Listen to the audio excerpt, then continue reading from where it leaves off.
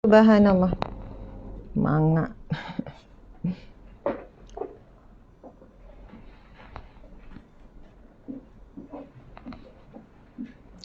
Subhanallah, subhanallah, alhamdulillah, Allahu akbar. Subhanallah, alhamdulillah, Allahu akbar.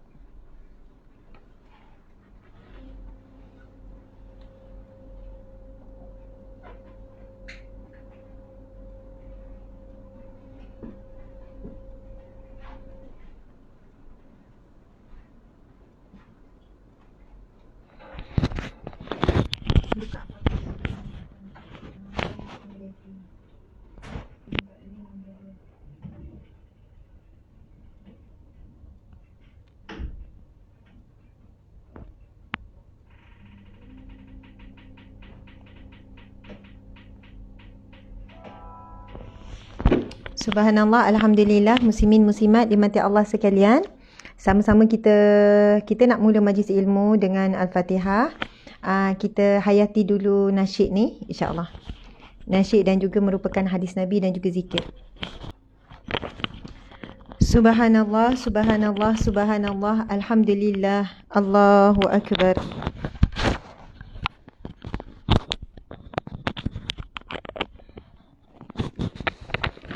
A'udzubillahi minasyaitonirrajim. Bismillahirrahmanirrahim. Alhamdulillah. Alhamdulillahi rabbil alamin. Wassalatu wassalamu ala asyrafil anbiya'i wal mursalin wa ala alihi wa sahbihi ajma'in. Alhamdulillah, subhanallah, muslimin muslimat yang dirahmati Allah sekalian. InsyaAllah kita mulakan majlis ilmu kita dengan bacaan umum kitab Al-Fatihah. A'udzubillahi minasyaitonirrajim. Bismillahirrahmanirrahim. Alhamdulillahi rabbil alamin. Arrahmanirrahim. Maliki yaumiddin. Iyyaka na'budu wa iyyaka nasta'in. Ihdinas siratal mustaqim. Siratal ladzina an'amta 'alaihim ghairil maghdubi 'alaihim waladdallin. Amin. Amin amin ya rabbal alamin. Subhanallah. Subhanallah, muslimin muslimat, apa khabar semua? Sahabat-sahabat di IG dan juga di page UAH melalui FB. Subhanallah, saya mendoakan semua dalam sihat walafiat, kuat, tenang. Sekarang saya sedang berada di studio di pejabat, sebab ada urusan yang perlu masuk pejabat juga. Masya Allah, kita sebab bergerak di bawah NGO, jadi kita antara yang dibenarkan beroperasi tapi dengan kapasiti 20% saja. Jadi staff memang berubah-ubah, work from home lebih ramailah daripada datang, tapi ada kerja yang menuntut untuk saya hadir juga. Jadi jangan bimbang dalam menjaga SOP yang sangat ketat. Alhamdulillah, live usaha serentak di FB. Betul, Masya Allah. Terima kasih pada Shima 929, Sabri 1646. Masya Allah. Ya, cantiknya bunga di belakang. Ada orang cakap bunga, saya tak ingat dah siapa bagi bunga orkid. Cantik kan? Subhanallah. Ada macam-macam jenis bunga lah orang bagi hadiah. Orang hantar ke galeri, orang galeri Ustazah Asma ataupun hantar ke pejabat. Macam tu lah, Nugui 9. Senang je. Okey, subhanallah. Terima kasih. Pokok ni saya beli. Kalau nampak yang macam biasa-biasa tu saya beli. Kan kita beli jimat-jimat. Murah yang pokok ni. Nampak lawa ni kan sebab dalam kamera. Tapi alhamdulillah, mudah-mudahan hati kita, suasana hidup kita pun ceria, indah seperti bunga dan segar seperti pokok daun hijau. Okey, apa-apalah kan tuan-tuan sekalian. Kita dah mula dengan Al-Fatihah. Belum Oh, sebut je tapi tak baca. Okey, kita mula dengan Al-Fatihah. Bismillahirrahmanirrahim. Alhamdulillahirabbil alamin. Arrahmanirrahim. Maliki yaumiddin. Iyyaka na'budu wa iyyaka nasta'in. Ihdinas siratal mustaqim. Siratal ladzina an'amta 'alaihim ghairil maghdubi 'alaihim waladdallin. Amin. Amin ya rabbal alamin. Okey, ada Suhada Bastani daripada FB ni, hadir daripada Pekalan Balak Melaka. Zaharaddin, Haslinda Ghulam, Zanaram Rabi'atul, sangkut-sangkut katanya. Okey, insya-Allah nanti okey lain. Ros Hayati, Nolian Jamaluddin, Jamaliah Mila, Zain Lovely Intan Sam, Nadiah Nawawi, Nur Saadah Amno, Norin Saleh, Ada urusan sikit, nanti saya tengok ulangan. Boleh, selesaikan urusan. Munirah Draman, Masya Allah. Nurul Ain Najwa, Umi Hani. Lama tak sempat ikuti live Ustazah. Anak guna telefon untuk PDPR. Betul, tak apa. Tengok malam-malam ke bila-bila lah time anak tak PDPR tu. Zabidah Abdul Ghani, Hanisah Karim, Nur Hanisah Muhammad Najib, Nur Azhar binti Atan, Syahira Yusof, Masinayati, Habibah Khalid. Alhamdulillah tenang saja. Subhanallah. Junainah Jamil. Terima kasih semua. Husmaini Hussein. Okey, Alhamdulillah sahabat-sahabat dimati Allah sekalian. Tajuk kita pada tengah hari ini. Tengah hari dah ke? Pagi lagi, baru pukul 10. Pada pagi ini, tajuknya adalah Keluarga Sakinah Til Jannah. Menarik tajuk kan? Keluarga Sakinah Til Jannah. Keluarga Sakinah maksudnya Sakinah asal pada perkataan tenang. Keluarga Sakinah, keluarga yang tenang, Til Jannah, sampai ke syurga. Subhanallah. Okey, sempena hari anti dadah antarabangsa. Bukan kebangsaan, antarabangsa ni.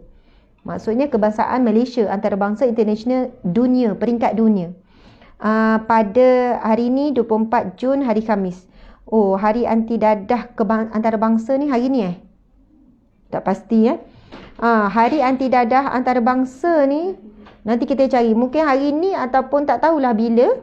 Tapi penganjur majlis ilmu kita hari ini ialah Agensi Anti Dadah Kebangsaan AADK Negeri Sembilan. Terima kasih kepada pihak penganjur AADK Negeri Sembilan. Agensi Anti Dadah Kebangsaan Negeri Sembilan. Okey. Terutamanya Tuan Sutikno. Nama unik kan?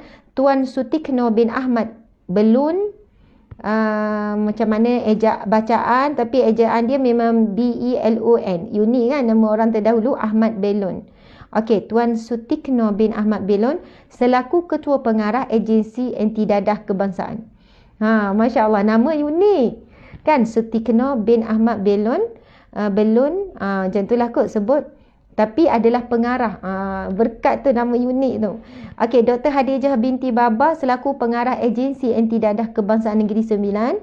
Ini frontliner ni tuan-puan sekalian. Mereka yang bertugas bahagian agensi anti dadah, tempat pusat pemulihan, mereka tak cuti. Mereka tak ada peluang untuk work from home sebab mereka berhadapan dengan manusia ria yang perlu diuruskan setiap hari. Subhanallah. Okey, yang ketiga, pegawai-pegawai kanan AADK Negeri Sembilan. Ketua-ketua pegawai AADK daerah, rakan strategi AADK, pemimpin-pemimpin masyarakat yang turut hadir, seterusnya muslimin-muslimat yang dikasihi sekalian. Masya Allah. Okey, kalau ikutkan Hari Anti Dadah Antarabangsa, ni peringkat international dunia ni, jatuh pada 26 Jun, iaitu hari Sabtu. Jadi kita buat awalan ni 2 hari, tapi tak apa. Yang penting tajuk yang kita nak kupas hari ni iaitu Keluarga Sakinah Til Jannah. Okey, sahabat-sahabat dimati Allah sekalian. Sebagaimana kita tengok tajuk, saya mesti nak menyentuh juga sikit berkenaan dengan ketagihan. Tajuk memang tak libatkan pasal ketagihan, pasal Keluarga Sakinah Til Jannah. Tapi bila kita tengok kepada penganjur ini adalah dari agensi anti dadah. Bila sebut dadah, kita bayangkan apa? Kita bayangkan dadah tu ke? Ataupun kita bayangkan penagih dadah? Okey, mungkin bila sebut dadah, kalau saya lah terus terbayang penagih dadah. Bila penagih dadah, ia melibatkan isu ketagihan. Apa sebenarnya yang berlaku berkenaan dengan ketagihan? Allahu Akbar. Okey, sebab kita tengok penganjur, kita raikan siapakah penganjur. Latar belakang agensi anti dadah kan. Agensi Anti Dadah Kebangsaan merupakan sebuah agensi bawah Kementerian Dalam Negeri yang menjadi agensi peneraju membantras penyalahgunaan dadah dan substan di Malaysia. Allahu Akbar. Okey, masyarakat, visi mereka nak masyarakat bebas daripada dadah. Agensi utama misi utama nak memerangi dadah.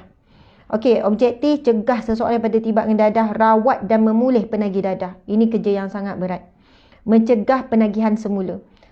Nak halang daripada mereka ni nak menagih semula. Membantras bekalan. Nak bantras bekalan, pengedaran dan penyalahgunaan dadah. Okey, kita tengok macam-macam lah fungsi mereka ni, sahabat-sahabat dimati Allah sekalian. Okey, kalau kita tengok program ini dilaksanakan sempena peringatan Hari Anti Dadah Antarabangsa jatuh pada 26 Jun. 26 Jun hari Sabtu ni. Tema untuk hari betul ke hari Sabtu ni? Kenapa Ustazah cakap hari Sabtu? Hari ni apa bulan? Ya, betul. Oh, hari ni 24. Esok 25. Esok 25. Esok tarikh gaji ya. Staf-staf saya akan dapat, staf-staf kami akan dapat gaji. Hari yang membahagiakan bagi staf dan menakutkan bagi bahagia juga kita majikan nak berkongsi rezeki, bayar gaji staf 60 orang gaji dalam 170,000 tuan-puan sekalian. 150 campur EPS so jadi meningkat jadi 170. Menakutkan, mengerikan lagi dalam tempoh ni. Kami ikhtiar macam-macam, cairkan aset, buat pinjaman juga, terpaksa juga adalah minjam sana minjam sini sikit, tapi tetap tak pernah dan tak akan buang pekerja, dan kami usaha supaya tak potong gaji sebab gaji mereka pun bukan tinggi sangat. Allahu Akbar. Oh, esok 25, lusa 26. Ya. Tema untuk Hari Anti Dadah Antarabangsa pada tahun ini adalah kongsi fakta dadah selamatkan nyawa. Oh, bagus sangat. Kongsi fakta dadah selamatkan nyawa. Dan bukan nyawa penagih dadah aja. Yang lebih bahaya bukan penagih, orang yang duduk sekeliling dengan penagih. Kita tahu penagih dadah ramai yang membunuh siapa? Bunuh ibu ayah sendiri. Mereka tak sedar, mereka sembelih. Mereka bunuh, mereka tikam. Bila ketagihan datang, mereka hilang kawalan diri, minta duit dan sebagainya. Penagih dadah berisiko juga membunuh pasangan, membunuh anak.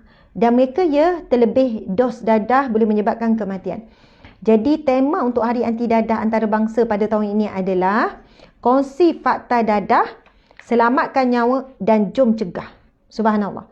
Jadi sahabat-sahabat bersama dengan saya, stay tune. Macam itulah. Sejam saja masa diberikan dan mungkin biasalah Ustazah lebih dalam 10-15 minit tu. Dengan fakta-fakta yang penting dan kaitkan dengan tajuk yang diberikan. Dan jom cegah. Tema ini menekankan kepentingan meningkatkan kefahaman tentang masalah dadah dunia secara tidak langsung berikan ruang. Jadi permintaan AADK meminta pertolongan kita untuk menjadi sebahagian daripada mereka, iaitu menyeru kepada audien untuk like page AADK Negeri Sembilan. Anda boleh cari je, like semualah, like. Tak follow sangat pun bukan kata tak apa, lebih baik follow lah. Kan, tapi follow Ustazah Smart ya. Okey, gila follower ni. Semua orang bukanlah gila. Kita follower ramai tu untuk kebaikan. Kalau untuk keburukan, kita mengharapkan tak berlaku. Kita ramai orang follow, kita jadi makin buruk, na'udzubillah. Okey, menyeru kepada audien untuk like page AADK, kebangsaan ke, negeri ke, ni penganjur kita Negeri Sembilan. Cuba like bagi mendapatkan maklumat dan info terkini berkaitan penyalahgunaan dadah. Menggalakkan belia untuk daftar sebagai ahli skuad AADK bagi menyahut semangat sukarela. Wow, sangat bagus. Ada ruang untuk kita jadi sukarelawan AADK. Saya pun tak tahu ni. Saya lah sebab saya yang tidak berpengetahuan lah. Bukan sebab mereka tak sampaikan maklumat. Jadi tuan-puan sekalian pergi kepada AADK, jadi skuad, ahli skuad AADK. Masya Allah. Jika kita ada maklumat macam jiran ke apa ke timbangan dadah, kita jadi ejen sebagai yang mencegah. Tagline dan hashtag lebih baik cegah. Itu antara hashtag dadah pula. Hashtag anti dadah. Lebih baik cegah. Beri peluang kedua. Dadah terkawal 2025. Itu target mereka 2025 dadah terkawal. Subhanallah. Kami waris bebas dadah. Kami waris bebas dadah. Oh, waris. Kepulihan anda, keprihatinan kami. Okey, kami waris bebas dadah. Okey, iyalah tu. Maksudnya nak sebut kita support ahli keluarga kita kalau yang nak bebas dadah. Jadi beri peluang kedua tu saya rasa sangatlah menyentap hati. Beri peluang kedua. Penagih dadah. Dadah kan. Penagih dadah tuan-puan sekalian, ramai sebenarnya yang betul-betul berubah. Setelah mereka dah insaf dalam pusat rawatan semua, mereka dah bebas sampai mereka disahkan boleh keluar hidup seperti biasa tanpa pengawasan apa semua. Tetapi apabila masyarakat tidak menerima, masyarakat tidak beri peluang untuk mereka, bila mereka dapat kerja, mungkin majikan tak tahu lagi, lama-lama ada yang dengki bagi tahu tu bekas penagih tu. Terus Oh, baru aku tahu penagih-penagih terus berhentikan kerja dan sebagainya. Dan banyak kes penagih kembali menagih dadah apabila mereka tidak diberi peluang kedua. Memang risiko sangat tinggi. Risiko sangat tinggi bagi mereka yang masih kembali dadah. Itu kan kita dapati ada yang kena tetap ibu bapa, anak, ada kena tetap, isteri kena tetap sampai mati. Itu kes mereka yang kembali kepada dadah. Tapi di sana banyak kes yang tak kembali tapi tidak diberi peluang, akhirnya mereka kembali. Nak salahkan penagih ke nak salahkan masyarakat? Masyarakat pun trauma, masyarakat pun takut. Tapi tuan-puan dimati Allah sekalian, bagi kita yang faham, tengok kondisi bekas penagih tersebut. Kan? Tengok kondisi. Kau nampak dia memang dah okey apa, berilah peluang kedua kepada mereka, kecuali yang nampak tak berubah daripada akhlaknya, daripada perangainya dan nampak risiko untuk dia kembali jadi penagih itu tinggi, maka buatlah report supaya dia tak berada dalam masyarakat. Okey, subhanallah, wallahu alam. Saya takut juga nak cakap ni kan berkenaan dengan dadah, takut salah fakta. Okey, penyalahgunaan dan penagih dadah serta bahan 2018-2019 macam-macam ni kategori umur. Allahu akbar, subhanallah. Tuan-puan dimati Allah sekalian, kategori umur. Jantina kalau penagih dadah, penagih dadah, perbandingan data mengikut kategori 2018-2019, jantina lelaki lah lebih tinggi. 2019 dalam 135,000 orang. Kalau perempuan 6,300. Beza banyak lah tu. Lelaki 135,000 penagih dadah. Kalau perempuan dalam 6,000. Kalau kategori umur pula, kanak-kanak 0 hingga 12 tahun, 2019 ada lebih kurang 5 orang, 10 orang macam tu. Kanak-kanak bawah 12 tahun. Kalau remaja pula tinggi juga 3,000, 4,000. 4,000 lebih. 4,000 dekat 10,000 kalau campur 2 tahun ni. Maksudnya remaja, dan penurunan kes tu banyak. Setiap tahun makin menurun. Oh tahniah, ini adalah draft penurunan. Pada tahun 2019 penurunan 50%. Turun-turun. Tetapi bagi belia, ini yang bimbang. Kes dadah remaja dengan dadah kanak-kanak menurun. Kita nampak ada menurun lah, semakin baik. Tetapi meningkat tinggi bagi belia dan dewasa. Meningkat. Kalau kita tengok tahun 2019, 96,000 adalah belia. Umur hingga 39 tahun. 19 hingga 39 tahun. Umur dewasa iaitu 40 tahun ke atas, 43,000. Meningkat. Makin meningkat. Tahap pendidikan macam itulah tuan-puan sekalian. Jadi Masya Allah, yang paling tinggi yang bekerja sendiri. Yang bekerja sendiri. Di kalangan penganggur, buruh, penuntut pesara, kerja kerajaan. Ada belaka sebenarnya. Ada belaka. Masya Allah. Okey, infografik pencegahan dadah bermula daripada rumah. Okey, betul. Pendidikan ni macam-macam ada flyers ni. Sangat bagus. Anda jadi je sukarelawan dadah. Kita akan dapat macam-macam maklumat lah. Kita boleh share. Subhanallah. Ada website. Kita pergi pada website www.adk.gov.my www.adk.gov.my government.my. My itu Malaysia kan. Okey. Ada hotline dia apa semua. Jadi kalau kita tengok ada orang kampung ke jiran ada masalah macam ada isu-isu dadah, hubungi. Selamatkan diri anda juga. Anak-anak dan sebagainya. Okey, Masya Allah, macam-macam maklumat ni. Saya kan, tuan-tuan puan sekalian, cuba kita perhatikan. Bila sebut pasal ketagihan ni ada macam-macam lah ketagihan. Cuba anda bagi tahu saya. Apakah jenis-jenis ketagihan? Komen sikit. Anda ketagih apa? Ketagihan.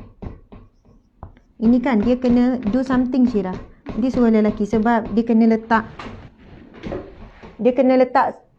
Memang dah terkeluar terus ni. Ini dah terkeluar terus ni. Tak apa. Ketatkan je. Gitu. Okey.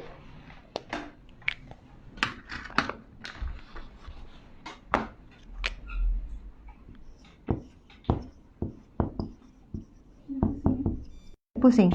ketagihan.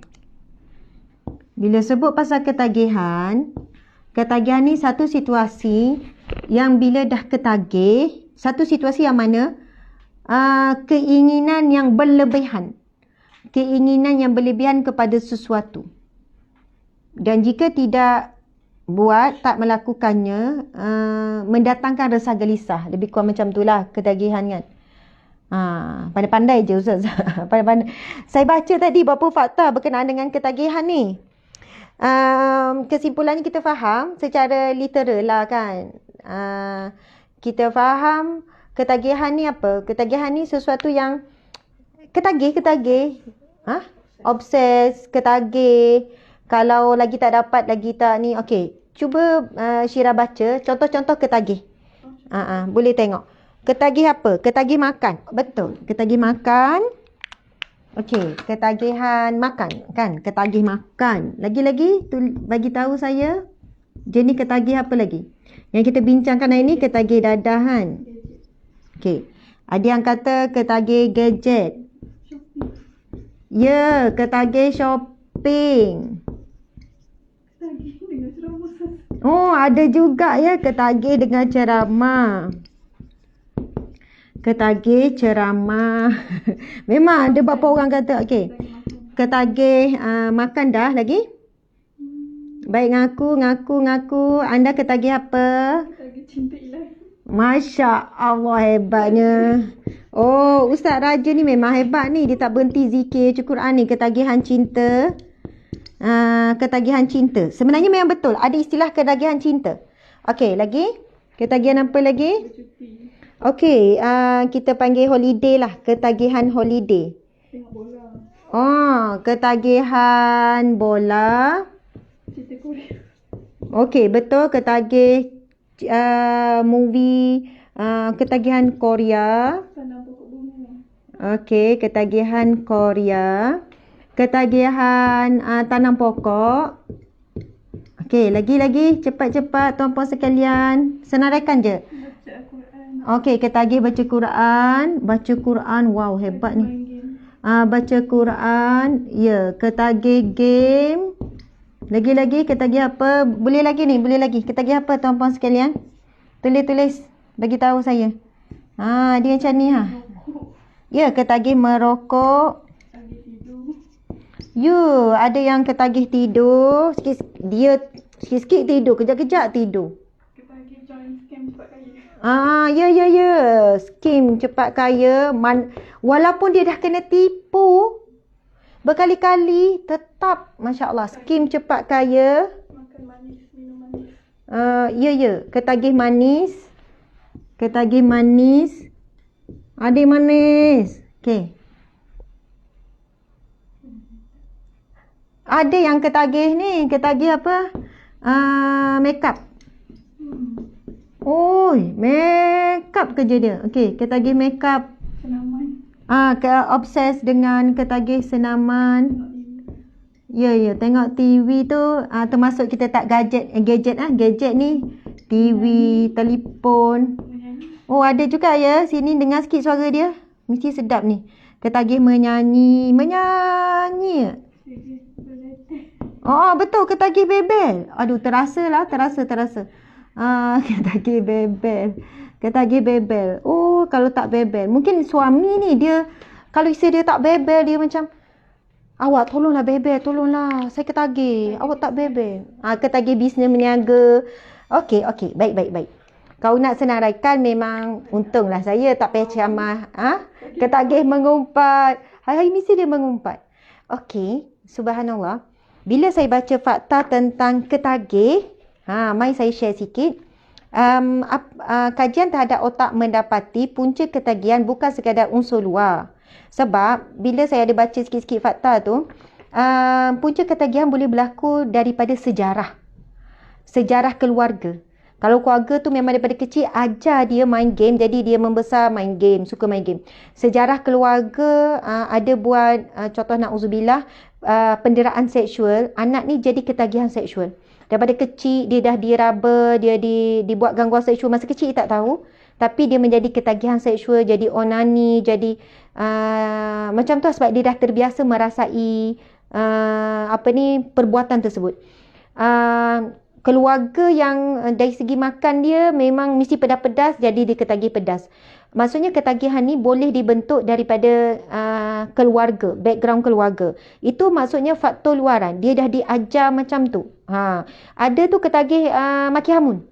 Mulut tu kalau cakap sikit je, kalau 10 patah, 8 patah tu maki hamun. Contohnya, cakap dia bukan marah apa pun, tapi dia macam dibentuk oleh keluarga. Ketagih cari salah orang. Yalah, yang tu buruk, yang ni buruk. Sebab dibesarkan dengan mak dia ni suka cakap pasal keburukan orang.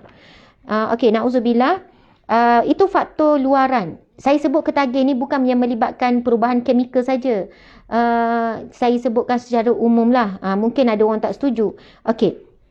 Jadi, mendapati punca ketagihan bukan sekadar unsur luar yang dimasukkan secara fizikal, tetapi tindak balas lain yang menyebabkan ketagihan. Ada tindak balas lain juga. Sudah tentu, contohnya arak, rokok, apabila alkohol masuk ke dalam badan, ia merangsang stimulat otak untuk menghasilkan hormon dopamin dalam jumlah yang banyak. Okey, masing-masing semua kawan-kawan, sahabat-sahabat pegang kepala masing-masing.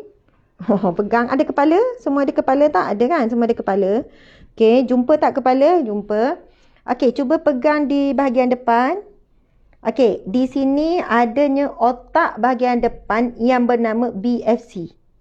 Bima Fortress Kotel. Macam mana ejaan dia? Tapi senangnya BFC. BFC, ringkasan. Orang sains tahulah tu apa maksud dia BFC. Otak bahagian depan ini membezakan kita dengan binatang. Binatang tak ada otak bahagian depan. Fungsi otak bahagian depan adalah, inilah yang berfungsi membezakan baik buruk, buat keputusan yang terbaik, fikir-fikir yang positif, tolak negatif macam. Ini adalah pertimbangan baik betul dosa pahala bahagian depan ni. Masya Allah. Okey, tuan-puan sekalian, dan otak bahagian depan ni mengawal tingkah laku. Mengawal tingkah laku. Dan bila kita melakukan sesuatu yang seronok. Seronok apa pun yang seronok, otak kita sedang merembeskan hormon dopamin. Dopamin. Macam mana ejaan dia? Dopamin. Macam mana sebut tu? Ejaan tu tahulah dopamin. Macam hormon dopamin.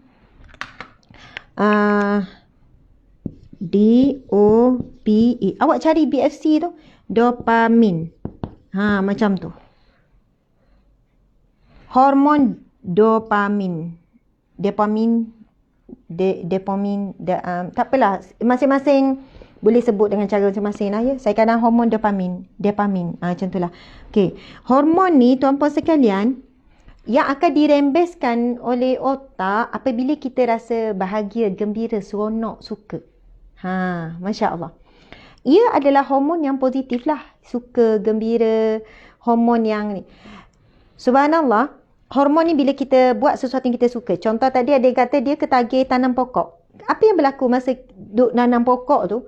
Walaupun panas ke, walaupun penat ke, walaupun berpeluh-peluh ke, dia punya, sebab dia memang seronok tanam pokok, dia punya penat sebelum tu boleh hilang.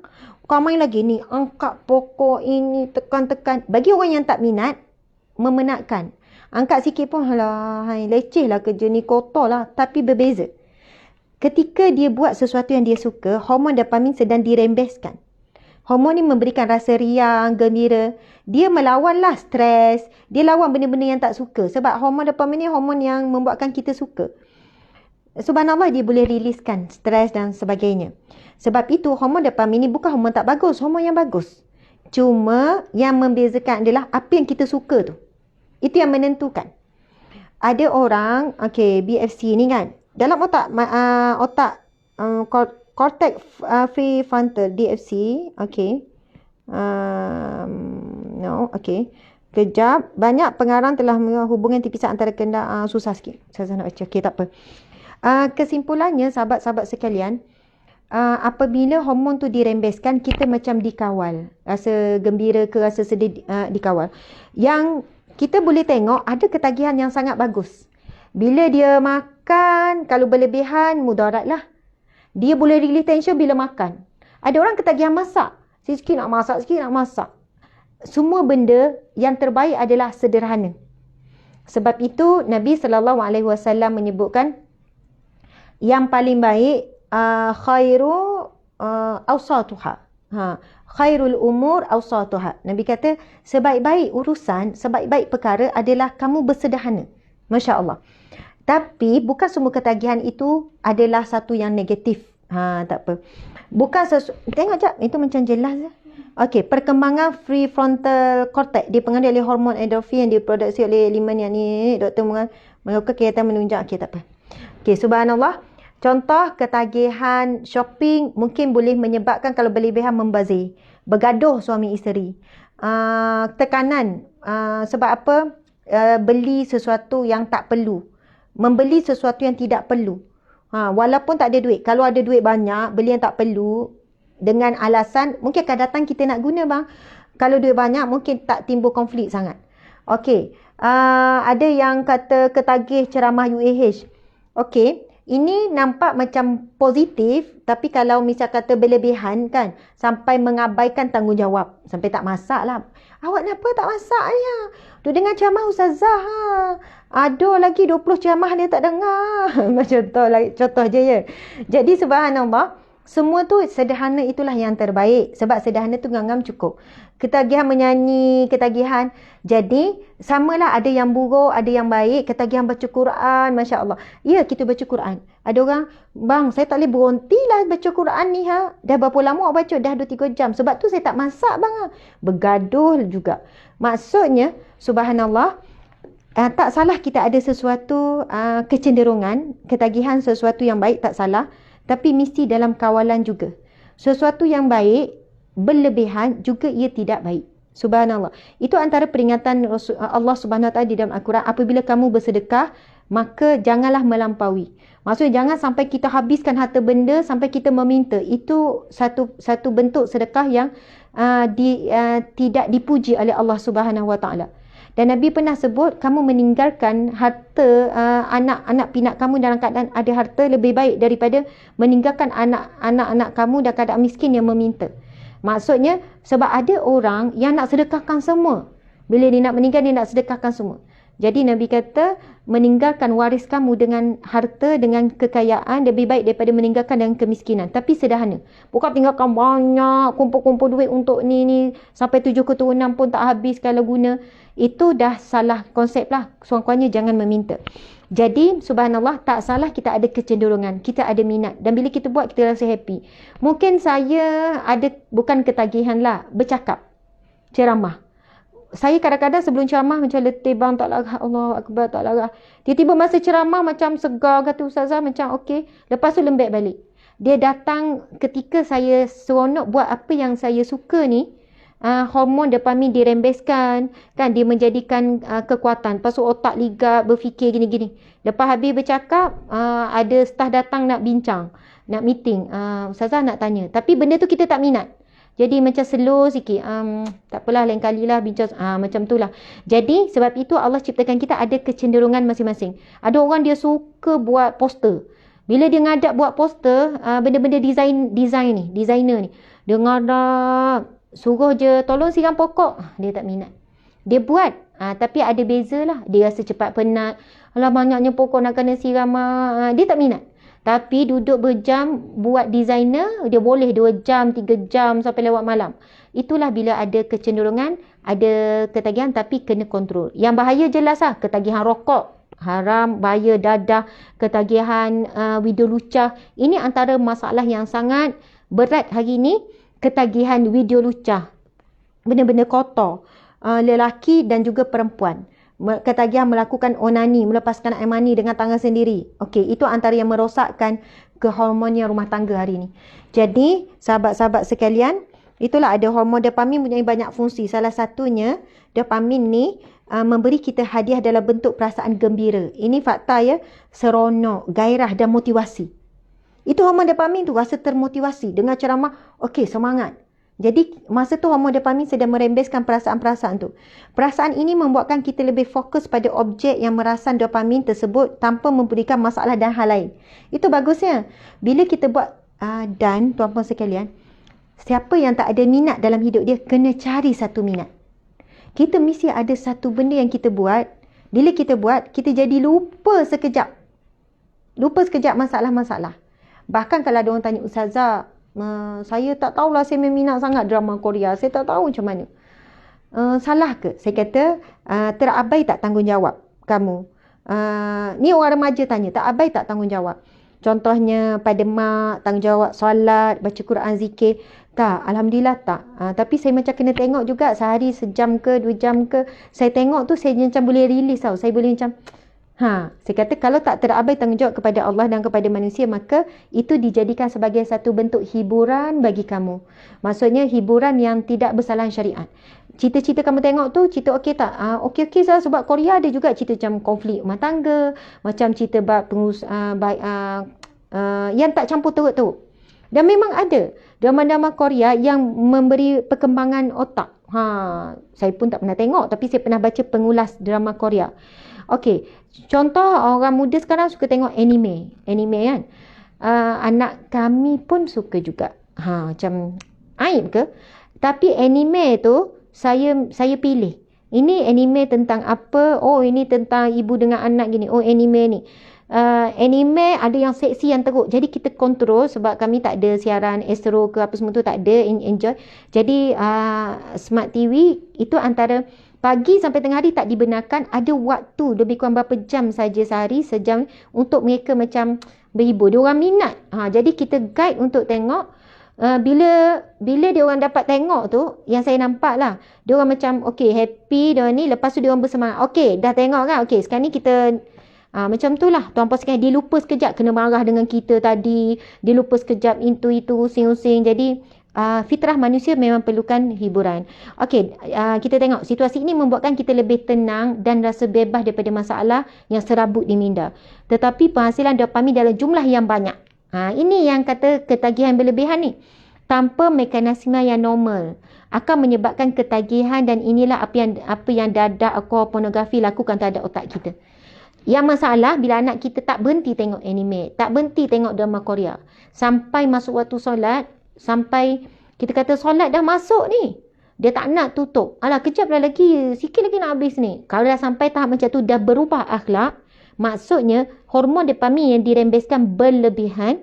Dia tak boleh mengawal pertimbangan. Dia dah, tingkah lakunya dah dikawal oleh hormon tersebut, sampai dia berani menjawab. Tapi kalau kita kata okey, 5 minit lagi, stop dulu, tutup untuk hari ni. Kalau dia kata okey Umi, okey Abi, okey, maksudnya dia tidak dikawal oleh ketagihan. Itulah kayu ukurnya.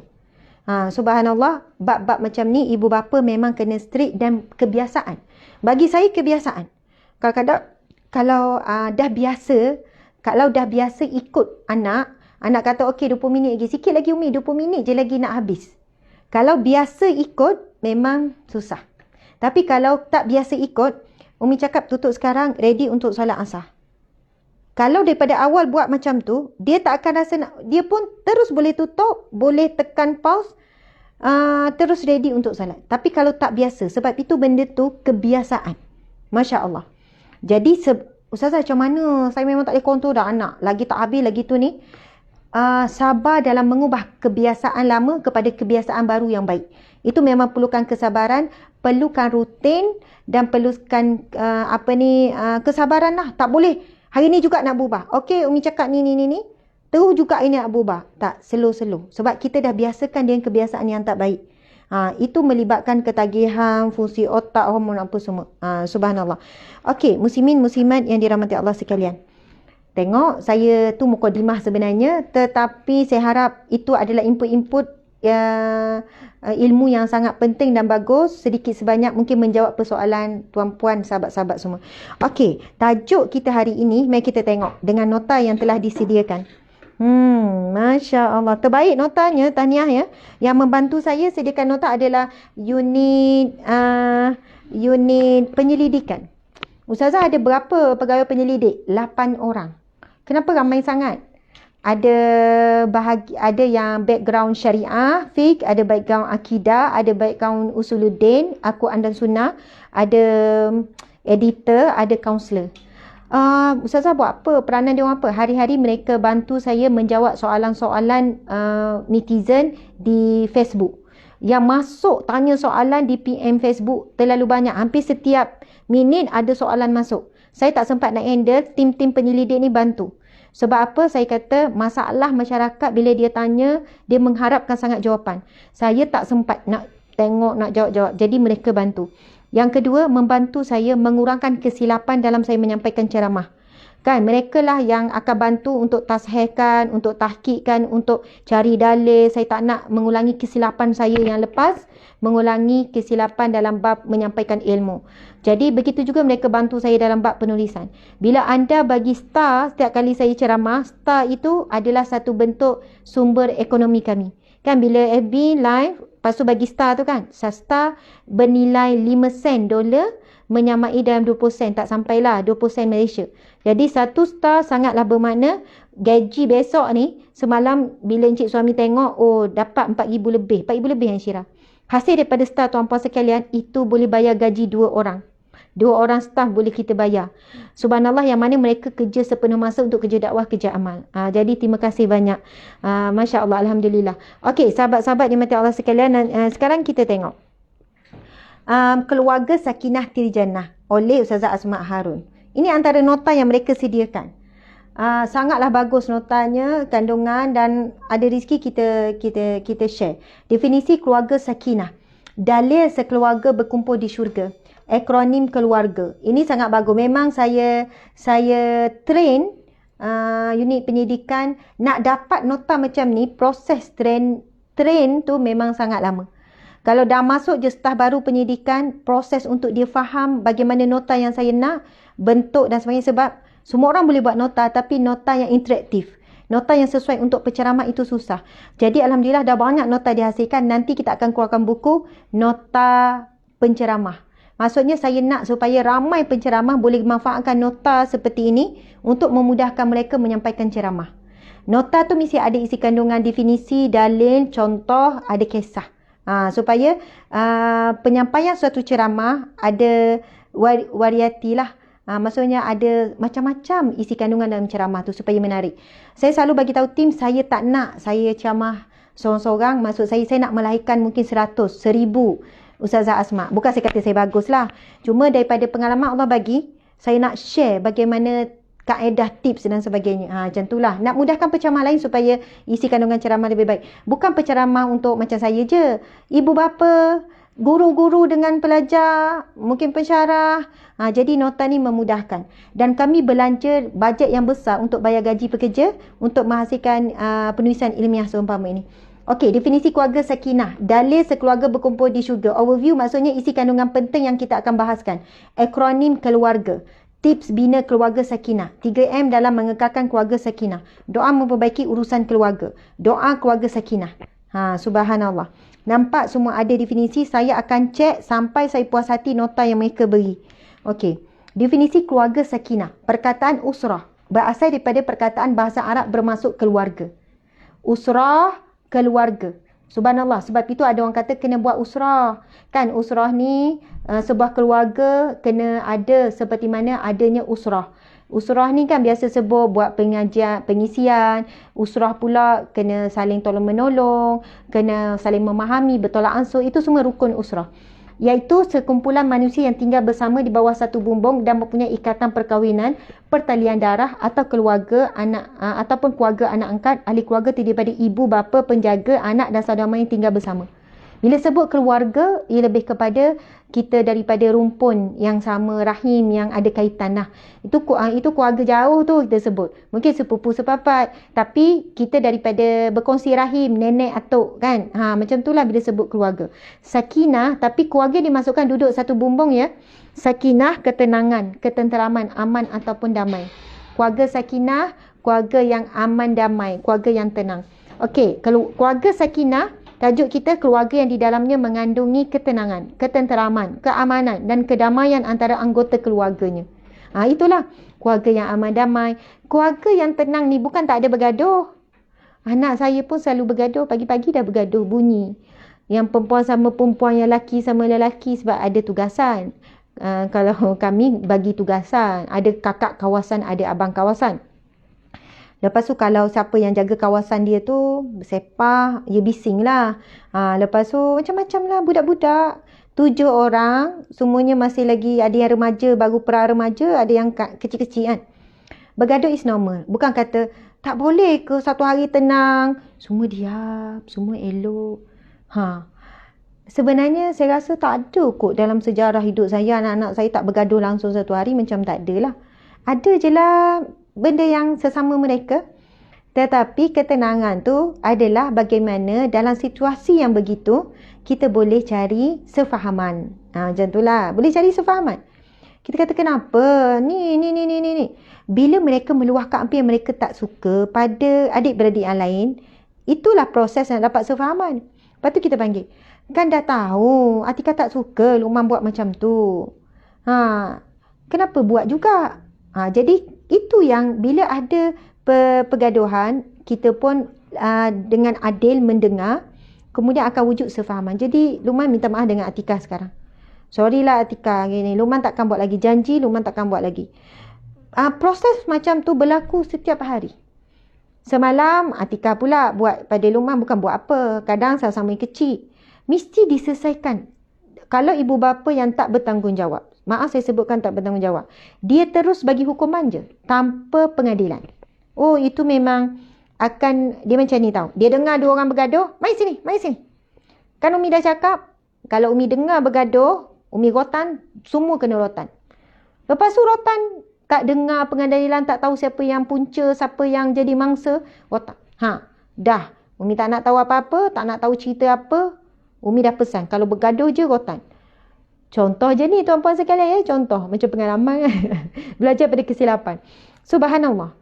Tapi Masya Allah, tuan-puan sekalian, bila kita panggil, kita kena dengar. Kita bergaduh apa? Kenapa? Mari sini. Kenapa? Atika cerita dulu. Bukan selalu Atika Luqman bergaduh ni. Saya bagi contoh, tu nama anak saya yang betul lah. Contohnya Sarah dengan Imran. Sarah, cerita kenapa? Imran gini-gini. Imran pula, Imran sebenarnya bukan niat macam tu. Gini. Okey, nampaknya Sarah salah faham dengan Imran. Imran salah faham dengan Sarah. Sebenarnya tak niat pun macam tu. Gini. Okey, sekarang dua-dua minta maaf dan janji tak akan ulang lagi. Tapi kalau ada yang betul-betul buat salah, tuan-puan sekalian, memang kena bagi peringatan. Sedikit hukuman. Supaya dia tahu bila buat salah, akan diberikan hukuman supaya dia tak mengulang ini. Kalau kesilapan besar lah, kalau kecil itu peringatan sudahlah. Kalau kita tak adil, subhanallah, ini hadis Nabi SAW. Nabi bersabda, kamu mendamaikan 2 orang yang bertelagah itu adalah sedekah. Ibu bapa tolong ingat, hadis tu panjang.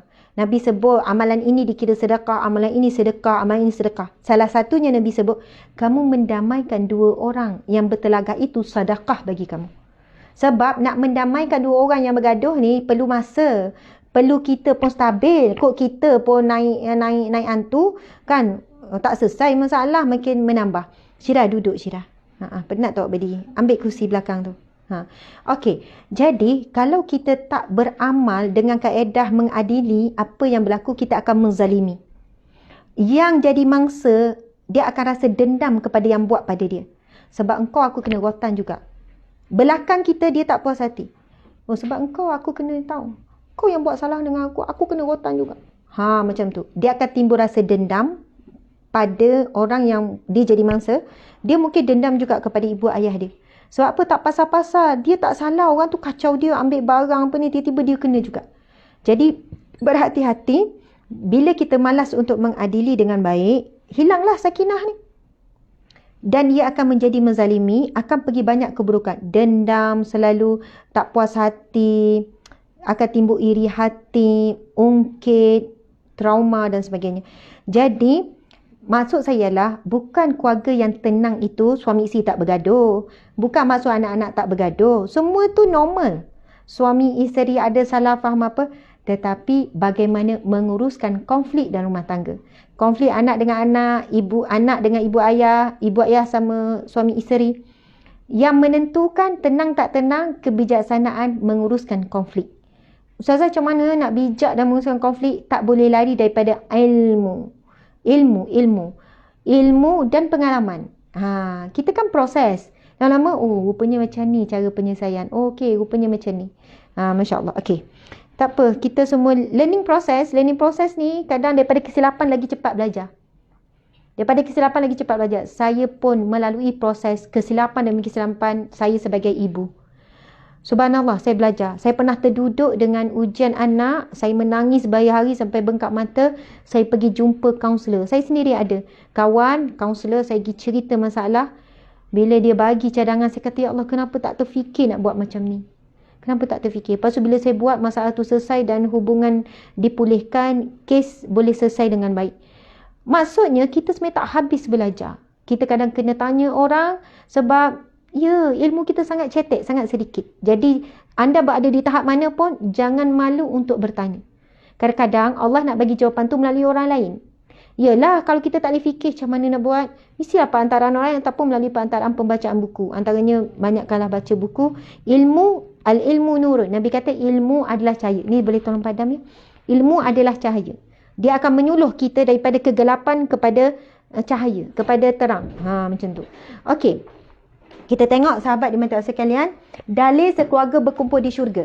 Ini memang disebutkan oleh Allah Subhanahu Wa Taala tentang memang akan ada golongan yang akan masuk syurga sekeluarga. Jadi kita mendoakan moga kita semua adalah di kalangan yang masuk syurga sekeluarga, sahabat-sahabat dimati Allah sekalian. Masuk syurga dengan pasangan kita, dengan anak-anak, dengan ibu ayah, dengan adik-beradik. Semua jumpa balik kat syurga. Tak ada cicir seorang pun. Itu impian kita semua. Jadi, mari kita merujuk kepada firman Allah, golongan yang akan berkumpul di syurga. Ini adalah surah As-Sur ayat 21. Surah As-Sur ayat 21, Allah berfirman, Bismillahirrahmanirrahim. Walladzina amanu wattaba'athum zurriyyatuhum biimanin alhaqna bihim zurriyyatahum wama alatnahum min amalihim min syai'. Sadaqallahu azim, yang bermaksud, dan orang-orang yang beriman yang diturut oleh zuriat keturunannya dengan keadaan beriman, kami himpunkan zuriat keturunannya itu dengan mereka di dalam syurga, dan kami tidak mengurangi sedikit pun dari pahala amal-amal mereka. Subhanallah, sahabat-sahabat dimati Allah sekalian. Jelas Allah menyebutkan tentang orang-orang yang beriman, orang-orang yang soleh. Orang-orang yang beriman diturut oleh zuriat keturunannya dengan keadaan beriman. Kami himpunkan zuriat keturunan itu dengan mereka dalam syurga. Sebab itu ada kemungkinan, sahabat-sahabat. Bukan kemungkinan, pasti. Kita mati besok, kita tak sempat pun jumpa. Kita tak sempat jumpa siapa? Subhanallah, kita ada ramai kehadiran pagi ni, lebih kurang dalam 2,000 lah, campur IG 2,000 lebih. Subhanallah, terima kasih yang hadir. Kita akan berhenti pukul 11 suku, boleh ya? Sebab mula lambat sikit, 15 minit lagi kita akan berhenti. Boleh stay bersama dengan saya insyaAllah. Dan boleh tekan butang share supaya lebih ramai boleh dapat manfaat, insyaAllah. Okey. Bila disebutkan antara Ustazah macam mana nak buat nak masuk syurga sekeluarga, iaitu kaedahnya adalah dengan kita jadi orang yang beriman. Antara kelebihannya, orang yang beriman, sahabat-sahabat dimati Allah sekalian, ialah dia mempertahankan iman dia mempertahankan akidah dia, amal soleh dia. Kelebihannya, Allah akan kumpulkan dia dan keturunannya di syurga. Kita mungkin tak sempat jumpa cucu kita. Masa kita mati, mungkin cucu 5 orang. Padahalnya lepas kita mati tu, semua anak kita dah kahwin, mungkin 50 orang tak sempat jumpa. Tapi sebab kita mati dalam iman, kita jadi orang yang beriman, kita mati pun dalam iman. Itu ada doa kan, Allahumma ahyina bil iman, ya Allah hidupkan kami dengan iman. Wa amitna bil iman, matikan kami dengan iman. Wa syurna ma'al iman, bangkitkan kami dengan iman. Orang yang mati keadaan beriman dibangkitkan akan masuk syurga sekeluarga. Subhanallah. Okey, kita tengok lagi. Ada lagi nanti kita tengok firman Allah surah Ar-Ra'd tu. Subhanallah. Definisi keluarga sakinah dah tadi. Okey. Ini lagi ini surah Ar-Ra'd ayat 23. Jannatu 'adnin yadkhulunaha wa man salaha min abaihim wa azwajihim wa zurriyyatihim wal malaikatu yadkhuluna 'alaihim min kulli bab. Iaitu syurga yang mereka masuk ke dalamnya bersama dengan orang-orang soleh daripada bapa-bapanya, isteri-isterinya dan anak cucunya, sedang malaikat masuk ke tempat mereka dari semua pintu. Saya kan bila baca hadis ni, firman Allah ni, Dek nanti tolong pesan pada unit penyelidikan, kena masuk daripada ayat 22. Dia start sebenarnya ayat 22, ini ayat 23 sehingga ayat 24. Sampai salamun alaikum bima sabartum. Sebab surah Ar-Ra'd ni, Dik, kenapa ni? Okey. Sebab surah Ar-Ra'd ni daripada ayat 22, ia ciri-ciri orang yang akan masuk syurga sekeluarga. Penting sangat. Pergi ciri-ciri dulu, barulah. Iaitu, ciri tu ada 4. Dalam ayat surah Ar-Ra'd ayat 22, disebutkan dalam ayat tersebut 4 ciri-ciri orang yang akan masuk syurga sekeluarga. Anda boleh rujuklah ni. Dik. Okey, anda boleh rujuk surah Ar-Ra'd ayat yang ini 23, ayat yang ke 22. Okey, subhanallah. Sebabnya dah banyak kali kan Ustazah ulang ni kan. Ar-Ra'd cari ayat 22 hingga 24. Ini berkenaan dengan ciri-ciri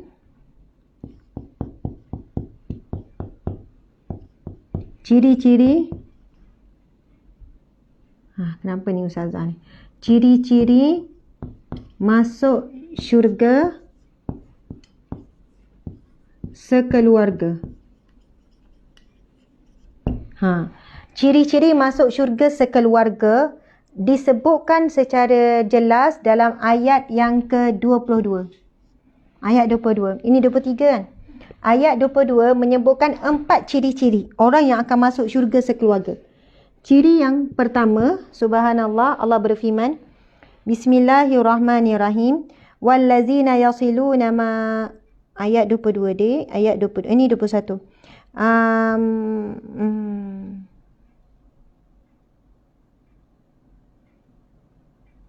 Wallazina sabaru btigha'a wajhi rabbihim. Sebenarnya boleh mula daripada ayat 21 lagi. Banyak. Tapi kalau kita ambil ayat daripada ayat 23, ayat 22, wallazina sabaru. Yang pertama adalah sabar, ciri-ciri ni. Sabar, iaitu sabar semata-mata harap redha Allah. Tolong tulis ya. Sabar, ciri yang pertama, sabar semata-mata harap redha Allah. Kemudian yang kedua, sebenarnya saya ingat ni, tak apa, Syira pastikan balik. Syira tolong cek. Ustazah, ciri-ciri masuk syurga sekeluarga. Tak, ni dia.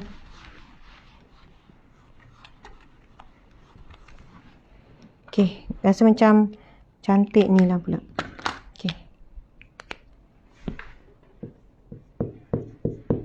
Ciri-ciri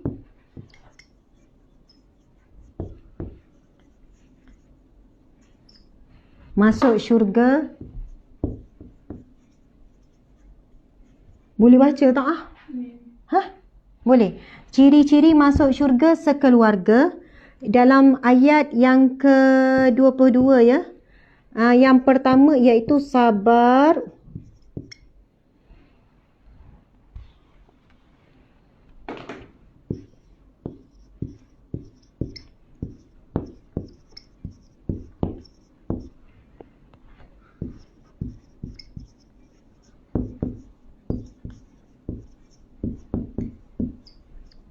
Okey, ciri yang pertama, sabar semata-mata harap redha Allah. Kalau pun manusia tak hargai kesabaran kita, manusia tak balas kesabaran kita, kita tetap sabar sebab kita hanya harap redha Allah. Kita tahan daripada mengungkit. Kita tak sebut kebaikan kita. Kalau sebut kebaikan, tujuan mendidik lain. Tapi ada ibu bapa yang ungkit tu dalam betul-betul tak redha. Dia kata, tahu tak, mak daripada kecil besarkan kau gini. Ini yang kau balas daripada kecil. Dengan sabar aku didik kau, sabar aku. Subhanallah, rupanya pecah satu hari sebab dia sabar sama ni kerana nak harap balasan anak. Bang, awak tahu tak, saya sabar dengan awak lama dalam perkahwinan. Ini awak balas dengan saya. Oh, jadi subhanallah tuan-tuan sekalian, ini cabaran kita. Tapi Allah SWT sebut dalam surah Ar-Ra'd ayat 22 ni, ciri-ciri masuk syurga sekeluarga ni, dia seorang yang sabar semata-mata harap redha Allah. Sampai peringkat orang yang dia selalu sabar tu tak balas pun dengan sebaiknya, dengan sepatutnya, dia tetap, ya Allah aku tetap sabar. Sebab aku sabar ni kerana harap redha-Mu ya Allah. Sabar ni memang semata-mata kerana-Mu. Ini bukan satu benda yang mudah lah. Tapi boleh kalau dah kita didik, latih diri kita, tidak mengharap banyak sangat kepada manusia. Yang kedua, sabar semata-mata harap redha. Yang kedua, bersedekah. Betul tak? Yang kedua, sedekah. Yang kedua, menunaikan solat. Yang kedua, menunaikan solat. Lepas tu yang ketiga, derma. Derma disebut dalam ayat ni dua-dua. Sembunyi ataupun terangan. Okey, lepas tu yang keempat, iaitu yang menolak. Menolak ataupun membalas keburukan dengan baik. Ya Allah, ini ataupun dengan kebaikan. Ini benda yang sangat besar, sahabat dimati Allah sekalian. Ciri-ciri orang yang akan masuk syurga sekeluarga. Ayat 22, Allah menyebutkan tentang 4 ciri-ciri. Mereka sabar semata-mata harap redha Allah. Sabar ni ada 3 tuan-puan sekalian. Ada 3 yang kita nak kena sabar ni. Ada 3. Pertama, sabar taat perintah Allah. Taat perintah. Oh, memang kena sabar nak taat perintah Allah ni. Kalau tak sabar, tak semayang kita. Kan? Penatnya bah, ya Allah tak lagat. Tapi semayang juga. Kan semayang dalam keadaan sabar tu. Allah. Suami baca panjang lah pula. Lepas tu baca pula, Bismillahirrahmanirrahim. Ya Allah, kalau tak sabar tu, mau nak terbit tu bang. Oi, kan saya penat yang baca slow tu, kenapa? Ya Allah, benda tu jadi jugalah dengan saya kan. Kadang tu dah cakap, bang, tak larat ni ya. Jom bang, solat, tak larat sangat rasa ni. Kan, lepas tu, tiba-tiba dia pun, yelah dah syok semayang tu kan. Kita ni, ya Allah. Allahu Akbar tu sambil Allahu Akbar. Macam tu lah kan.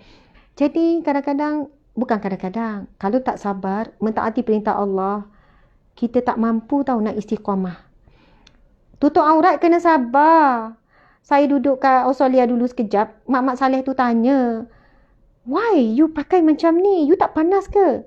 Takkan nak nipu pula. Oh, okey, sejuk, tak panas. Ini musim panas kot. Musim panas, Mak Saleh buka semua. Duduk depan rumah siang pokok, pakai atas sikit, bawah sikit. Elok siang pokok. Ya Allah, seksi berbenar lah dia orang ni kalau musim panas. Kan? Kita pula pakai macam ni. Saya pakai sama. Pakai jubah, pakai tudung bulat. Duduk sana tu kan, kat Brisbane. Dia orang tanya, awak tak panas ke? Dulu pandai cakap orang putih sikit, sekarang dah lama tak cakap kan. Bolehlah sikit-sikit, tapi orang gelak lah nanti. Okey, subhanallah. Memang kita kata yes. Of course, memang saya rasa panas. Takkan nak kata tak panas, tapi berpeluh ni kan. Musim panas mereka 40 darjah lebih. Lepas tu, cuma bila ditanya, why you pakai macam ni? Why you kena paksa pakai macam ni? Saya kata, no, saya bukan terpaksa. Dan memang kita kena pakai tu keadaan sabar. Sabar menaati perintah Allah. Saya kata, tak. Saya tak terpaksa pun. Dan why you pakai macam ni? Because of love. Saya jawab macam tu. Sebab itu je yang saya terfikir selalu nak jawab secara logik. Because of love, what you mean? Saya kata, kamu ada anak? Yes, saya ada anak. Kamu susah tak kamu besarkan anak? Yes, of course. Yes, tak tidur malam. Asyik nak dukung. Kid, you know kid. Kan dia tanya sebab parent. You know kid, sangat susah lah. Tapi sebab apa kamu buat? Because of love. Ya, saya sayangkan mereka. Jadi, sebab saya pun sayangkan our God, our Prophet Muhammad. So, sebab cinta, sebab sayang, jadi kita akan buat walaupun susah. Dan sabar itu adalah diberi pahala. Saya pakai macam ni, saya dapat pahala. Saya dapat reward from our God. Oh, awak dapat reward. Pakai macam ni, awak dapat reward. Yes. Saya dapat reward yang banyak. Dan bila saya lepas mati, saya dapat reward syurga. Oh, Tuhan you akan bagi semua tu? Yes, Tuhan saya akan bagi. Jadi apa yang saya buat ni memang dengan sabar, tapi saya buat bukan sabar terpaksa, tapi sabar yang saya sangat suka dan saya akan dapat reward. saya akan dapat ganjaran, saya akan dapat ni, macam-macam saya dapat. Apa yang saya dapat sekarang semuanya Tuhan saya yang bagi. Oh, you mean your kids, your house, your car? Yes, everything is from my God. Wow, dia kata macam, sangat hebat ya cara awak berfikir. Yes. Macam tu lah. Kadang-kadang kita kena bawa logik. Sabar. Taat perintah Allah memang kena sabar. Tutup aurat kena sabar. Nak taat suami. Sabar tuan-tuan sekalian. Kadang-kadang tu hati tu kan baik kan. Tapi tak keluar kat lidah. Taat. Apa yang suami tegur. Ada. Saya pun tak lari daripada tegur. Kena tegur dengan suami. Semalam pun kena tegur. Memang kena tegur. Kadang pedih hulu hati kalau kena tegur dengan suami. Rasanya macam nak pergi planet lain. Kan? Orang lelaki. Bukan macam kita kan lembut-lembut kan.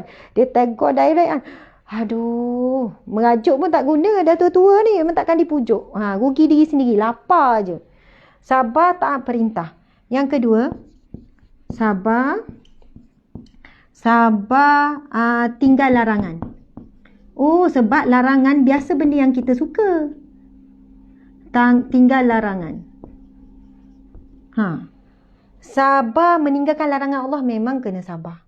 Kau tak sabar sebab apa yang Allah larang, ia sebenarnya apa yang nafsu suka. Nafsu sukalah. Jadi, bila nak tinggalkan apa yang nafsu suka, bertumbuk kita dengan nafsu. Memang kena sabar nak meninggalkan larangan Allah. Sebab biasanya larangan Allah tu lah yang mudah manusia suka ikut hawa nafsu. Yang ketiga, inilah kita sabar ujian Allah. Sabar ujian. Semuanya melibatkan Allah lah. Sabar taat perintah Allah. Sabar tinggal larangan. Sabar ujian. Sekali saya taat perintah Allah, solat semua, saya tak rasa macam saya sabar pun. Saya pakai tutup aurat ni, tak adalah macam saya rasa saya sedang sabar. Sebenarnya dah sebati dengan sabar. Dah sebati. Alhamdulillah. Masuk solat dah tak rasa berat. Tutup aurat tak rasa berat. Taat suami tak rasa berat. Kita sebenarnya sedang dalam proses sabar lagi. Masya Allah. Sehinggalah kesabaran kita betul-betul ikhlas semata-mata redha Allah. Kemudian menunaikan solat. Jaga solat sungguh-sungguh. Derma. Dan Allah sebut dalam ayat surah Ar-Ra'd tu, Ar-Ra'd ayat 22 ni, dia mendermakan hartanya sama ada secara sembunyi ataupun terangan. Allah meraihkan keduanya. Kalau sembunyi tapi riak, ujub, seorang diri rasa bagus lepas sedekah. Rasa macam lain macam je. Ujub, kagum sendiri. Ujub ni seorang diri. Riak dengan orang lain. Jadi, dua-dua sedekah, keduanya ada ujian. Kalau sedekah sembunyi seorang-seorang, suami pun tak tahu, kita akan diuji dengan perasaan ujub. Kagum dengan diri sendiri. Kagum seorang-seorang. Subhanallah. Yelah. Lepas tu kita nak buat apa susah. Memang datanglah perasaan tu macam, saya pernah derma banyak kan. 5,000, 10,000. Mari perasaan macam bagus. Saya kata itu normal.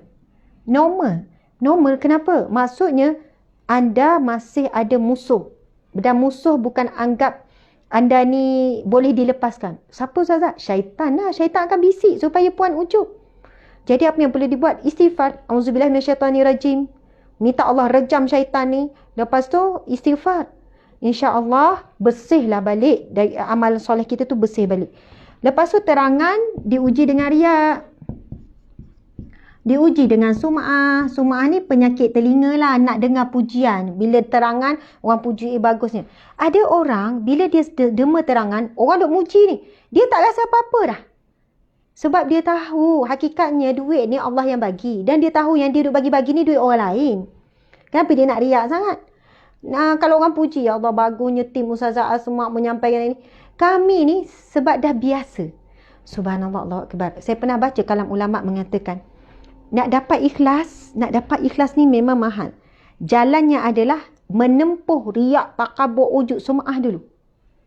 Tempuh pujian manusia, tempuh perasaan riak, tempuh tu dulu. Sampai peringkat dia dah lali, dia dah tak rasa apa dah. Orang puji ke tak puji, orang kutuk ke, okey.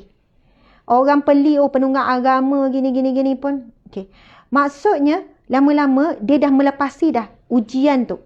Tapi bagi orang yang tak pernah hadapi pujian, kena puji sekali, habislah, tak lena tidur, teringat. Macam tu kan. Jadi subhanallah, semua itu proses untuk kita dapat ikhlas. Mustahil kalau kita tak tempuh dulu ujub, riak, sum'ah, takabur. Yang terbaik adalah kita istighfar, kita perbaiki diri, insya-Allah kita sampai tahap orang yang ikhlas. Dan yang keempat, membalas keburukan dengan kebaikan. Ini disebut dalam ayat yang ke-22 ni. Orang yang menolak keburukan dengan cara yang baik. Sebab apa? Kan selalu disebut balas baik, buat jahat. Orang buat jahat kita balas jahat, itu dendam. Orang buat jahat kita balas juga jahat. Dendam lah. Siapa yang buat baik kita balas baik, itu lumrah, biasa, it's normal. Orang bagi kek kita balas juga, kan? Orang yang buat baik kita balas jahat, itu zalim. Tapi bila orang buat jahat kita balas baik, itu saya selalu sebutkan perkataan itu cinta. Kenapa Ustazah tiba-tiba cinta pula? Dia cinta kepada kebaikan. Dia tak buat baik tu, tak ada syarat. Tak ada syarat orang ni buat baik baru dia balas baik. Tak. Dia cinta buat kebaikan kerana Allah. Jadi dia, orang ni tak buat apa-apa pun dia buat. Walaupun dia dah bagi orang tu durian sampai 5 kali, orang tu tetap tak balas, dia tetap buat. Masya Allah. Kan, orang yang terima tu pun tak ada perasaannya lah. Cik terima. Kenapa dia kata, ya Allah, ini peluang aku buat baik ni pada jiran-jiran ni. Bagi je tanpa, tak balas pun tak apa. Masya Allah, Allah Akbar. Okey. Sahabat-sahabat dimati Allah sekalian, masa kita dah lebih. Ibu-ibu nak masak ya. Saya pun, yalah tu Ustazah nak masak. InsyaAllah. Okey. Tapi saya duduk kat pejabat ni. Nampaknya memang tak masak lah hari ni. Tengoklah apa yang dibuat. Okey. Sikit lagi. Akronim keluarga. Ada kasih sayang. Ada empati. Ada lemah lembut. Ni saya minta dan diorang nampak dah faham. K, kasih sayang. Keluarga yang sakinah perlu ada akronim keluarga. Boleh tengok.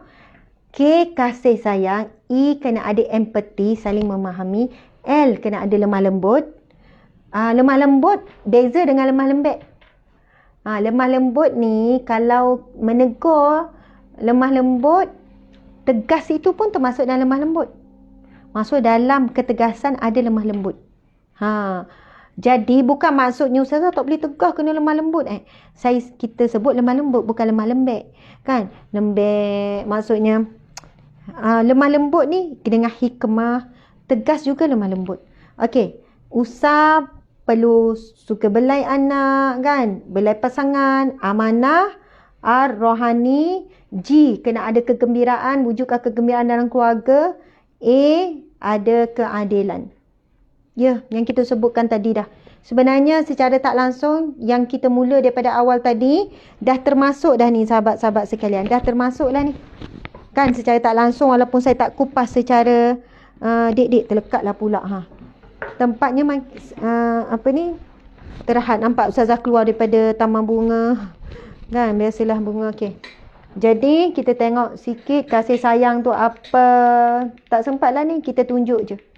Jadi insya-Allah ceramah yang lain dah pula, yang lebih kurang bab-bab keluarga kita guna balik ni. Rohaninya apa, zikir Fatimah, kita pergi pada doa gembira. Kena ada skill, pandai buat lawak. Ada, Ustazah, saya ni tak pandai buat lawak. Saya rasa macam saya ni ibu yang boring lah. Tak pandai buat lawak lah. Tak pandai buat kelakar. Saya kata puan Google je lah ayat punchline ke. Tengok lah. Tengok. Kadang-kadang puan pun kena tengok cerita yang kelakar-kelakar. Mungkin dengan cara tu bolehlah ada idea nak buat lawak sikit. Rasul apa suka bergurau. Ada orang memang dia ketat, tak reti nak bergurau. Orang bergurau pun dia faham. Oh. Ni datang daripada mana? Daripada planet Pluto. Oh, planet Pluto. Tak tahulah aku ada yang macam tu. Ada yang tak ada perasaan. Muka ketat. Sampai kita kena tanya. Bang, awak perasan tak saya buat lawak? Ada macam tu. Kadang-kadang saya pun macam tu. Saya kan main buat lawak. Muka saya macam tak ada perasaan. Bang, saya buat lawak tau. Oh, buat lawak ke? Dia pun buat-buat juga. Macam tu kan. Terima kasih bagi star dekat hampir 4,000. Masya Allah. Dia kata, ya, kadang-kadang sebab masa kita buat lawak tu suami tak fokus kan. Gitulah. Jadi mesti ada skill tu supaya happy kan. Rasulullah pun suka buat lawak. Tapi lawak ilmiah lah. Saya pula anak-anak kadang suka buat punchline. Apa ni, pick up line kan. Pick up line tu dia kadang ayat dia orang ni macam mana dia kata. Dia sukalah buat pick up line. Rupanya dia orang Google ke internet. Kata, bijaknya macam mana boleh buat ni? Macam mana ayat dia? Macam-macam lah ayat-ayat ada pick up line. Lepas tu saya satu hari nak buat pick up line juga, saya Google pick up line. Oh, banyak. Jadi lepas ni study sikit pasal pick up line, buatlah pick up line dengan pasangan. Buatlah, walaupun lepas kita buat 10 kali dah pikat lain, tak adanya pasangan balas satu pun, janganlah kecewa. Kita kan buat kerana nak harap redha Allah. Dapat pahala ke ustazah? Dapat pahala ke? Ada satu mafhum daripada hadis Nabi, Nabi sebut tidak dikatakan membuang satu perkara sia-sia. Tak dikatakan sia-sia. Maksudnya bukannya benda tu buang masa. Iaitu Nabi sebut memanah, kemudian berkuda, kemudian yang ketiga iaitu kamu bergurau senda dengan pasangan kamu. Jadi kalau suami ajak macam gurau-gurau, awak ni dah tua-tua ni istighfar banyak-banyak. Dengar tak ceramah ustazah tadi suruh istighfar. Kau main lagi. Suami ajak mesra-mesra sikit. Awak ni istighfar baca Quran. Kubur dah nak panggil. Nampak gaya awak dulu yang mati. Oh, serius dah pula pakcik ni kan. Subhanallah. Tuan-tuan sekalian, betul. Masya Allah. Saya kan bimbang sangat. Kalau orang perempuan, masa saat muda, masa dia nikah dalam tempoh 30 tahun, dia memang isteri yang baik. Isteri yang baik, taat suami. Tapi hujung-hujung usia dia, na'udzubillah, kalau dia dicatat sebagai isteri derhaka.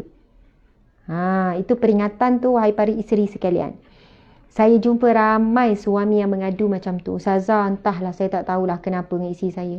Dia siang baik, tapi akhir-akhir ni, dia boleh duduk rumah anak sampai sebulan tak nak balik. Saya duduk seorang-seorang kat rumah ustazah. Hari-hari saya masak lah apa yang patut ni.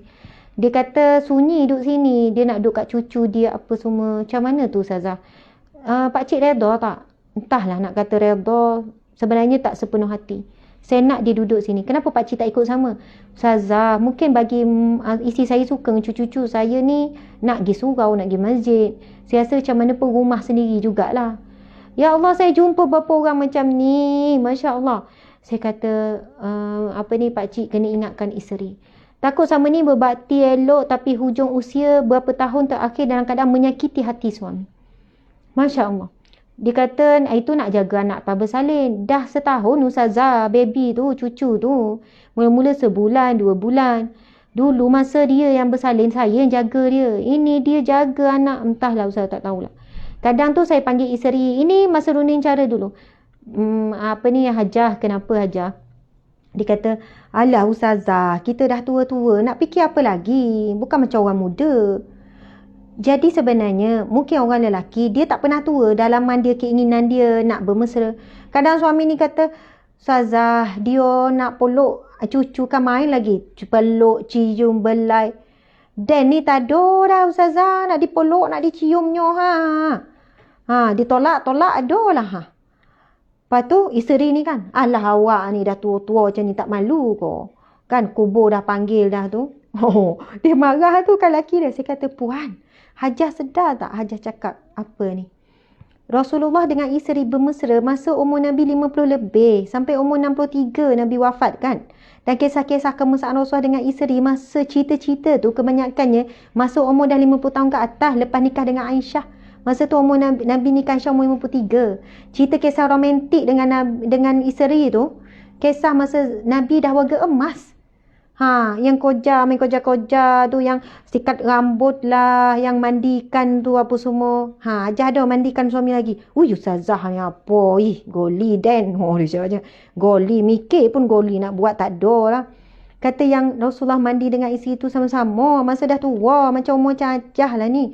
Dia kata, nak katanya tuan-puan yang mati Allah sekalian, kita bimbang saat muda, hidup masa ni, kita okey. Tapi akhir kematian, hujung-hujung usia, kita dicatat sebagai isteri yang derhaka.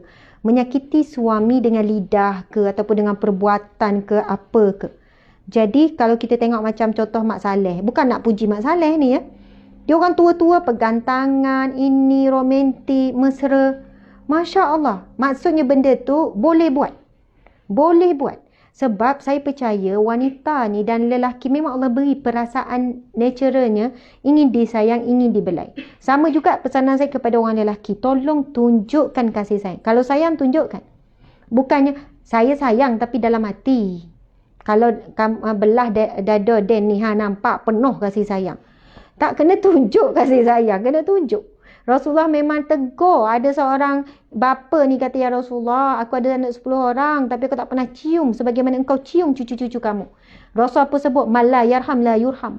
Kalau kamu tidak menyayangi, Maksudnya bukan Nabi kata tak apalah, penting kau sayang, hati kau sayang. Tak, Nabi tegur. Sebab apa? Tak buat, tak tunjuk dengan cium, dengan peluk tu. Nabi kata siapa yang tidak menyayangi, dia tidak disayangi. Maksudnya di sini kasih sayang perlu dibuktikan dengan perbuatan. Janganlah pula kita duk pertahan ego kita yang tak nak tunjuk kasih sayang tu. Yang penting Allah tahu saya ni sayang dia. Yang penting Allah tahu semuanya Allah. Kau main lagi. Padahal kasih sayang dia perlu ada pembuktian lah. Perlu lawan ego. Kenapa dik? Ni subhanallah. Sahabat-sahabat dimata Allah sekalian, saya sebenarnya memang nak share siapa yang nak panduan tips kebahagiaan rumah tangga sakinah mawaddah, beli buku 3 buku ni. Beli salah satu pun tak apa. Tapi Ustazah nak mula yang mana Ustazah? Buku purple ni. Ini bagaimana Rasulullah menguruskan konflik. Sangatlah bagus tip-tip yang contoh. Ini cerita-cerita je. Seronok baca.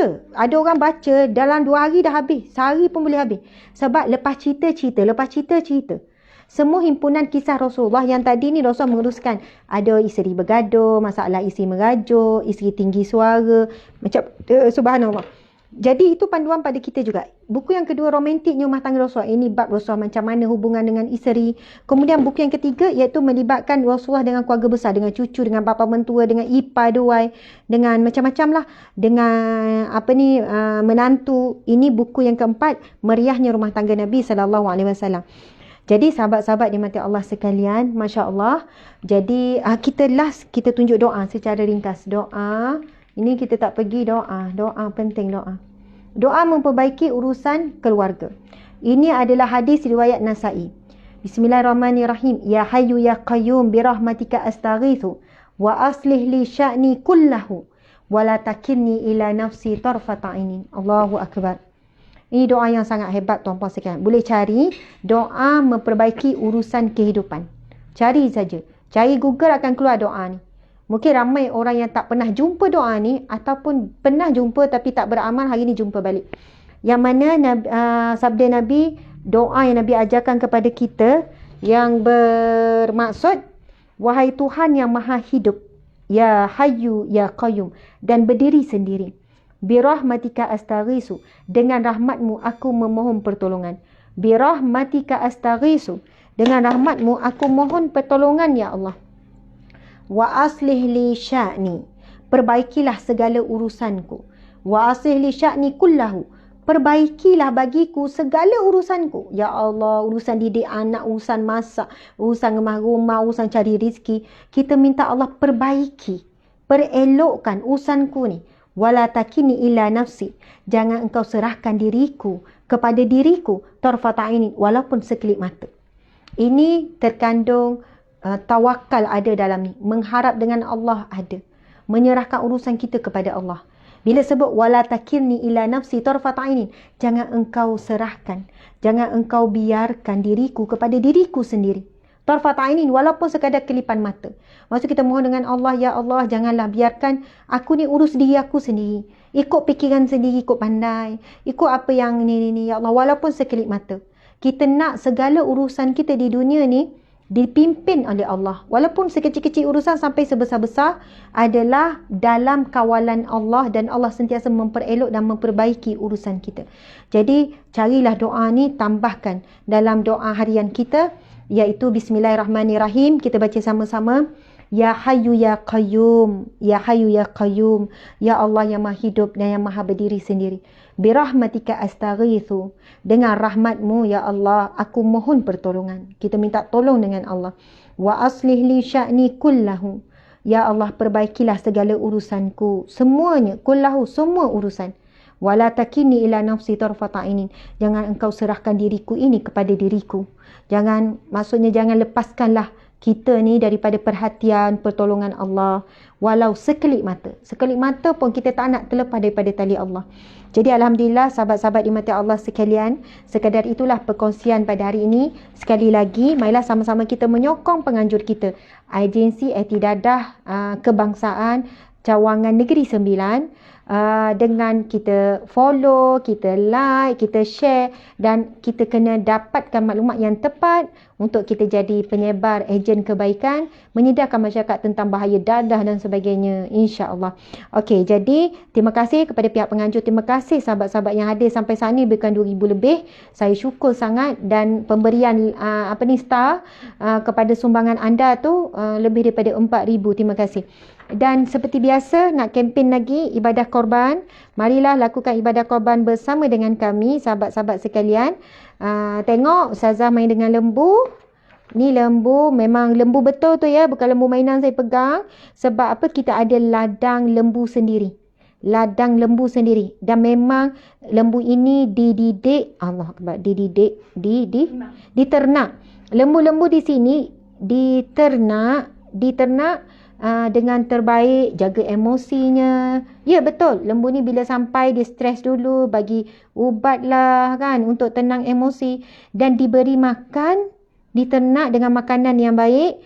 70% makanan hijau, bersih, kawasannya memang ni. Kita di bawah NGO Sahabat Amal Care ada ladang ternak rumah yang boleh muat lebih kurang 2000 ekor lembu, 4 ekar tanah ya. Kambing, biri-biri, dan nak masuk unta pula. Allahu Akbar. Siapa yang nak tahu perkembangan, pergi kat page Ustazah Asma, tekan saja ladang ternak rumah, nanti ada tengok beberapa kali live saya di ladang ternak rumah. Boleh nampak kandang yang sangat baik yang kami buat untuk tahan lama. Tukang tu kata buat jenis macam ni dengan kualiti tinggi, kualiti apa semua ni, mungkin 20 tahun, 30 tahun pun boleh bertahan. Maksud kita buat dengan canggih lah, dengan baik, sangat baik. Yang selesa, sesuai dengan lembu kambing ni, ada laluan jalan dia, ada sekian-sekian dari sudut kebersihan dan sebagainya. Jadi sahabat-sahabat sekalian, marilah buat ibadah korban. Sebab binatang korban, kenapa Syirah? Binatang korban Malaysia ni daripada ladang ternak kita sendiri. Kalau anda buat korban dengan kami, ya dapat pahala korban. Lepas tu bantu asnaf fakir miskin yang kita santuni di bawah NGO kita.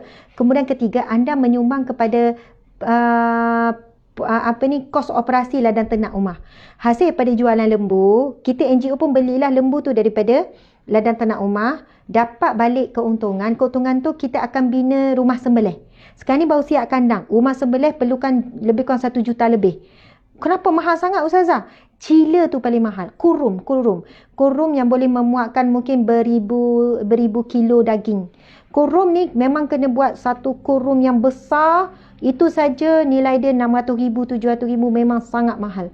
Jadi bila dah sembelih, kita kena terus bekukan. Barulah daging tu disebut daging fresh.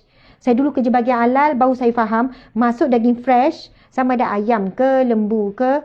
Selepas saja disembelih, kita bersih-bersih ni potong-potong, segera, secepat mungkin untuk bekukan. Sebab bila kita bekukan, kita sebenarnya sedang membunuh E. coli, tak sempat bakteria tu nak hidup. Tapi kalau lepas dah sembelih, kita biarkan di suhu bilik, jual tepi jalan di pasar, itu sebenarnya istilah tak jadi daging segar. Tapi yelah, kita faham kalau jual kat pasar tu segar lah. It's okay. Tak ada masalah, balik masak, matilah bakteria tu. Tapi yang betul-betul segar, kalau ikut veterina, setelah proses sembelihan berlaku, dinyah beku terus dibekukan. Jadi bakteria apa pun tak sempat nak hidup lah. Kita pula kalau dapat daging tempatan yang beku, kita rasa tak fresh lah sebab dah beku. Sebenarnya istilah fresh betul-betul kalau ikut veterina, itulah istilahnya. Jadi daripada pengalaman saya kerja bahagian halal dulu, pergi ke rumah-rumah sembelih, saya faham itulah kita akan set up rumah sembelih yang ikut spek kualiti yang sangat terbaik. Jadi hasil pada jualan lembu ni, keuntungan tak banyak pun keuntungan, tapi adalah kita akan set up rumah sembelih pula. Jadi kita tak bergantung kepada sumbangan orang ramai semata-mata untuk survive ladang ternak kita. ladang ternak umar Ustaz, ya, hasil daripada wakaf. Ramai yang wakaf untuk bina ni, dan kita sangat mengalukan siapa yang nak masih lagi nak mewakaf kepada ladang ternak umar.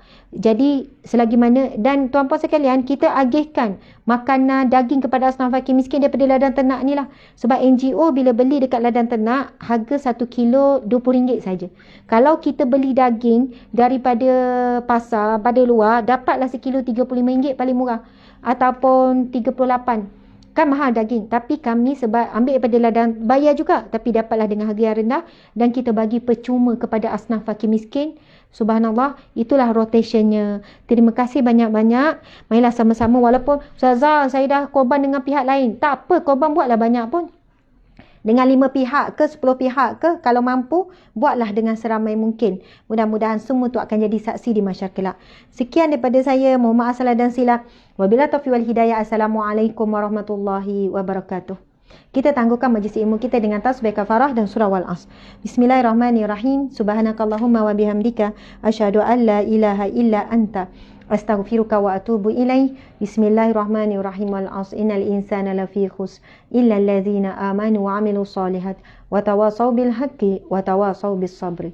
Sadaqallahul azim.